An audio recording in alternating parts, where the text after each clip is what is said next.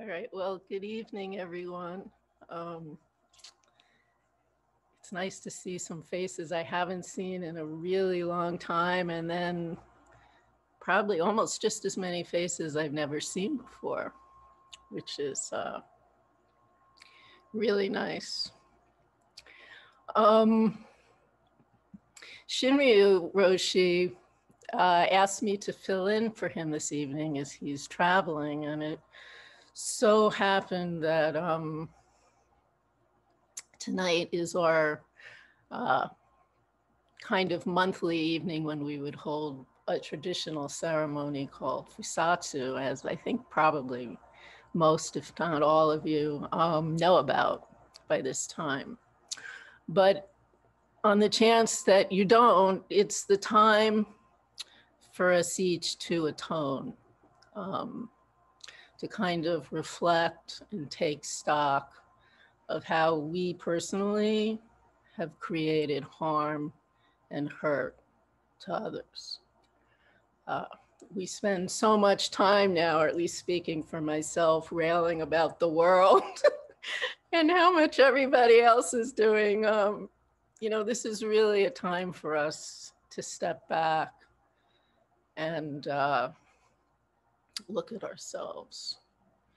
And, it's actually such a big and important question to regularly ask ourselves.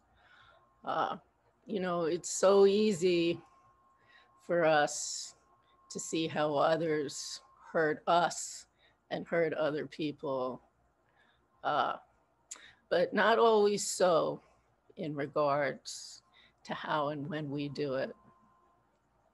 And then to actually take responsibility for it, to become what we call or say at one with, you know, is in a sense to atone. So not only just our own karma or actions, but rippling our responsibility out into the larger karma of the world for which we are an inseparable part. All those others in the world that we're railing about what they are doing, we are also they. So in this way, you could say we kind of enter the process of reparations, of the healing and transformation of our suffering into what can become nutrition for ourselves and others, going with the theme of instructions to the cook. So this process asks us to honestly and deeply look at our actions. And that usually requires also really looking deeply at our causes and conditions, our past, our history. And it's not easy to do this.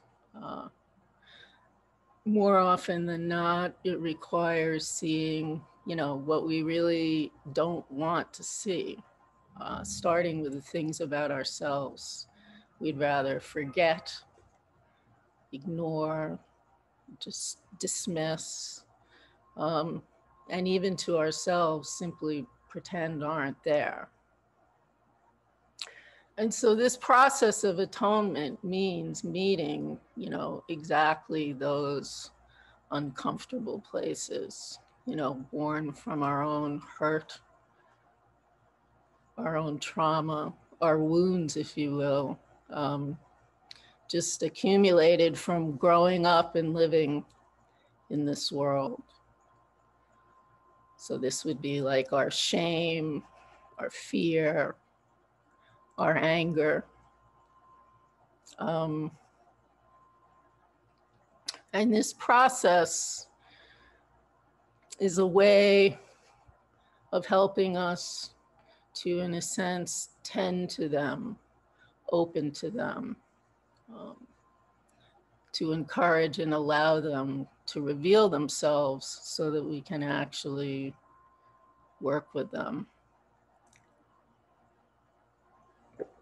Speaking for myself, I don't actually like seeing myself in these ways. You know, I much prefer to feel aware, strong, you know, competent, by all means competent, a trusting person, kind, good, you know, fearless, open, etc., and so on.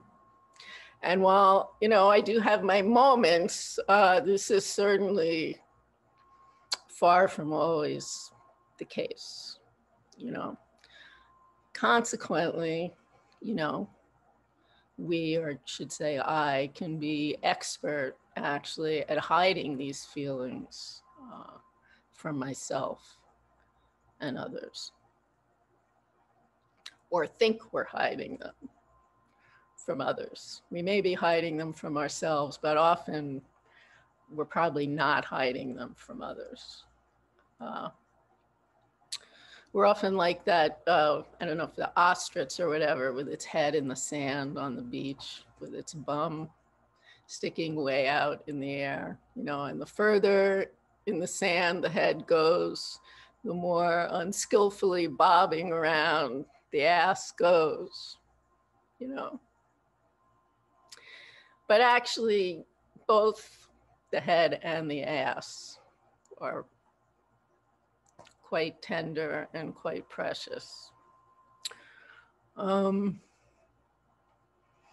I've recently become more aware that one of the hurtful ways I can act when I'm feeling anxiety, anger, fear, or just simply really uncomfortable in a situation for whatever reason, is in a sense to cut people off, to not fully listen to them while I'm engaging.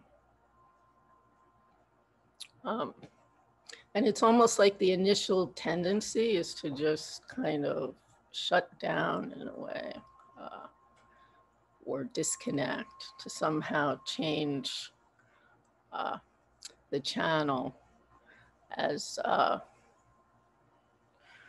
quickly as possible. You know, at the time, I don't really have an awareness that I'm doing this. You know, sort of lost in my own story of either trying to say what it is I wanted to say, or just some story about the dynamic that's going on that's making me uncomfortable. But if I really pay attention, afterwards, you know, there's this kind of lingering feeling of awkwardness, or unease, you know, this sense of, you know, like, what just happened here? You know, it's sort of this instinctual, it wasn't them, it's something inside myself. You know, I have a sense of things being off, not clear. So if I don't just decide I don't want to go there and disconnect and change the channel, as I said, but if with over time and with practice, you know, get myself to remember that it's actually just these very oogie, unpleasant, out of tune feelings that present the critical juncture. They can either serve as a sign to look here, and then that way present really a doorway into greater awareness and possibility, or, and in that way also a chance to turn the mind, to turn my mind, to let it shift. Or this feeling, you know, can be a habitual trigger to just shut the door, you know, and then sort of be trapped in feeling hurt or angry and make up another story as to what just happened. So these awkward and painful states, really, because it's painful when we're there, are actually the most wonderful time to look at the precepts for guidance and support, because they actually can, almost to a T, offer us some insight into what may be going on beneath the surface. And just for those of you who may not remember or are new and don't know, essentially they're, similar to the traditional Christian ones, and probably every tradition of not killing, not stealing, not misusing sex, not lying, not giving or taking drugs or intoxicating the mind in whatever way, not discussing the faults of others, not praising oneself while abusing others, not being stingy, not indulging in anger, and not defaming the three treasures, which is essentially everything that exists in this world. So not always readily apparent, sometimes you can just scan through when you're feeling, really off, and see what resonates. And you may find that quite a few are applicable or resonant. And, this is because actually really none of them are separate from each other. So in the scenario that I just gave earlier, what came to mind at first was not lying. And this EPO translation of this is speaking and listening from the heart, both, not one or the other, but both. And when we don't really listen and speak from the heart, which is exactly what happens to me when I'm feeling uneasy or challenged or defensive in some way, I basically miss really the truth or the reality or the Dharma of the moment, because I'm missing what's happening right now in the interaction with the other person or persons. I'm lost. So I'm not listening from the heart. And if I'm not really listening from the heart, it's hard to really be speaking truly from the heart. As Dogen says of this precept, not lying, the Dharma wheel turns from the beginning. There is neither surplus or lack. The whole universe is moistened with nectar, and truth is ready to harvest. So, in that scenario, it's like, who knows what I didn't hear? And from not hearing that, what possibility was missed? Because of a simple interaction in which I wasn't really present. And any simple interaction can be a meaningful interaction. So there's no like, this is a worthy interaction, this is not a worthy interaction. We never know,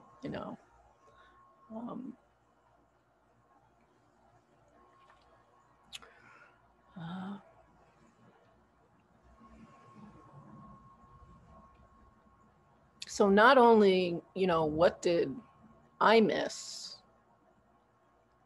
but also, and maybe even more importantly, is how did the other person feel in being shut down and not heard? You know, because when we look at these precepts, you know, they're a doorway into ourselves, but it's also about actually thinking about, well, what does this do to other people? Um,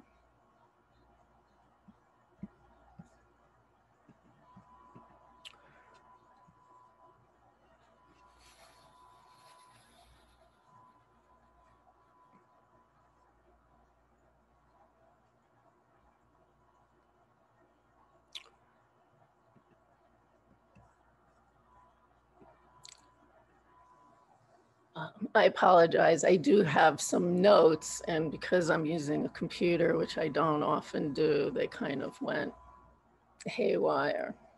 But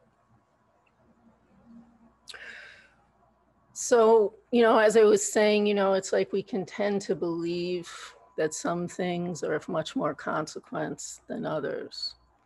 But I think it's really always important to ask ourselves, you know, how much do we miss in this assumption, and how often do we do that?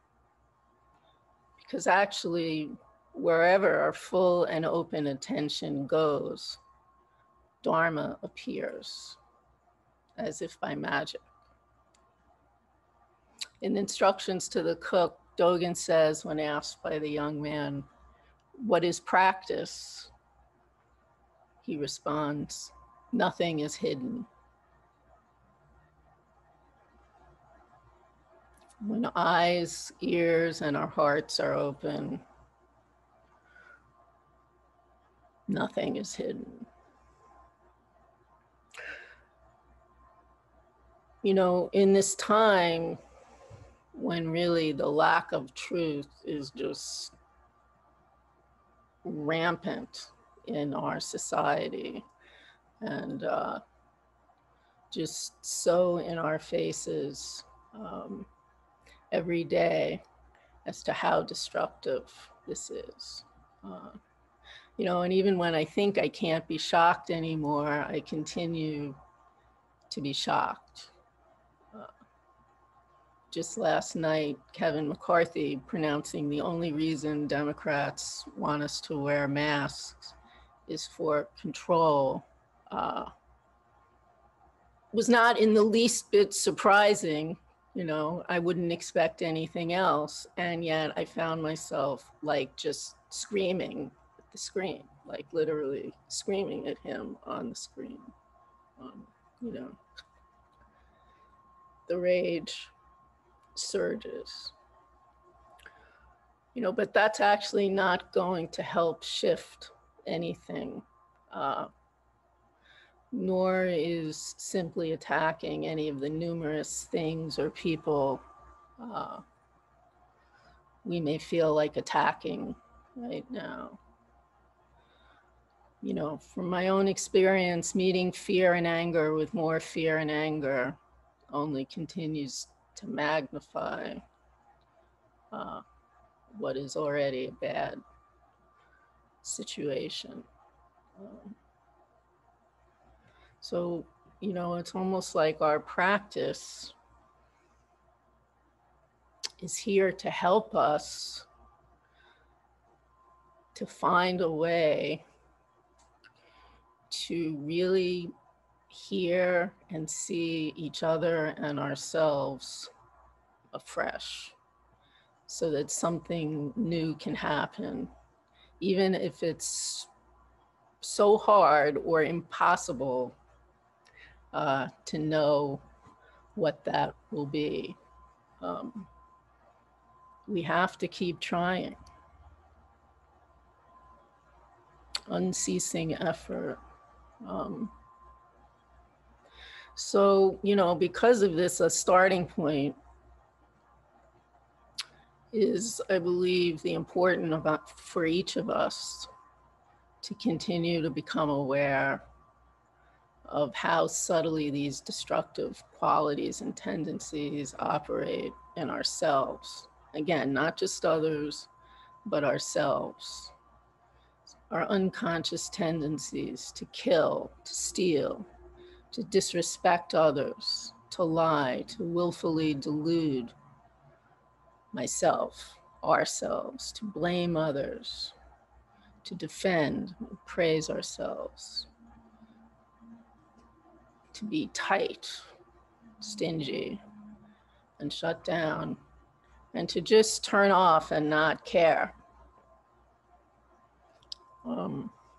You know, the more we can understand ourselves, the more possibility there is for understanding and communicating with others who seem other, and to try to remember that all of us are all scared, wounded, and vulnerable, even and especially under the hardest of shells. And we can't make assumptions, even as we may want to. You know, I live in Staten Island. I'm not in the heart of southern Staten Island, but I am in Staten Island nonetheless, you know, which is often challenging for me in a lot of ways, you know, but in other ways, it's wonderful and kind of a continual teaching.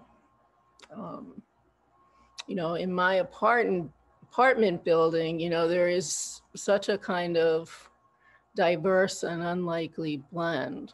You know, some of whom I'm sure are, you know, of the MAGA bent, you know, and retired gay detectives, corrections officers, former people who were incarcerated themselves, postmen, teachers, you know, a bookkeeper from Paragon who's at 65 and losing her job after 40 years working there.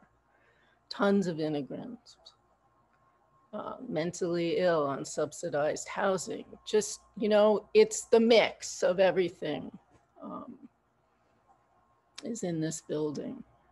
And I'm just constantly surprised at how complicated we all are, and at how wrong I can be whenever I lump people together as a whole and pass a blanket judgment. You know, because from a distance, this can all look, this building in Staten Island can look like one block. But as you get up close, behind each door is a completely different reality and individual set of causes and conditions, opinions, and realities. Everyone has their own story. And more often than not, each of those stories has a lot of difficulty and pain in it. And it also has a readiness for humor and connection when we can find the right channel to meet them on. So as counterintuitive as it may feel, it seems so important now to just stay open and to not hunker down and harden into our declared positions, and to just really remember how vulnerable we all are in this turning, churning, and burning world. There was just a wonderful little thing in the Times about Jane Goodall, and she gave this great reminder for all of us to just, the old entreaty, to not forget to do unto others as you would have others do unto you, and vice versa. You know, sometimes we can be a lot kinder to others than we may be to ourselves. So I'll leave you with this one image from a capping phrase that I just always loved, and I don't know, for some reason it just came to me this afternoon. A lame turtle stands in the evening breeze, brushing its eyebrows. Thank you for listening.